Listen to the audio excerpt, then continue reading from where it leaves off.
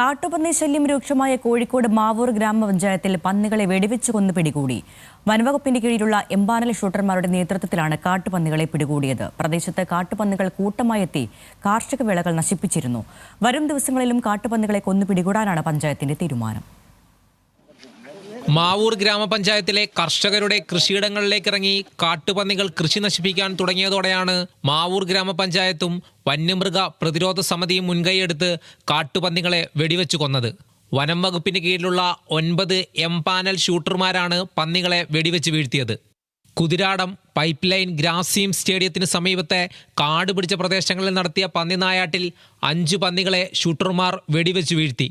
കാട്ടുപന്നികളെ തുരത്തുന്നതിന് വരും ദിവസങ്ങളിലും സമാനമായ പ്രവർത്തനങ്ങൾ നടത്തുമെന്ന് മാവൂർ ഗ്രാമപഞ്ചായത്ത് പ്രസിഡന്റ് സി മുനീറത്ത് അറിയിച്ചു.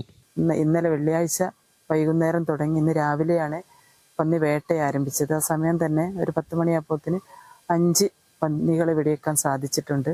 ഇനി വരും ദിവസങ്ങളിലും കർഷകരെ സഹായിക്കുന്ന ഇത്തരത്തിലുള്ള പരിപാടികളുമായിട്ട് പഞ്ചായത്ത് മുന്നോട്ട് പോകുമെന്ന് അറിയിക്കും. കാട്ടുപന്നികളെ കൊന്നതോടെ മാവൂരിലെ കർഷകരുടെ ദുരിതത്തിന് അല്പം അറുതി വരുമെന്ന പ്രതീക്ഷയിലാണ് പഞ്ചായത്ത് അധികൃതർ. ന്യൂസ് മലയാളം, കോഴിക്കോട്.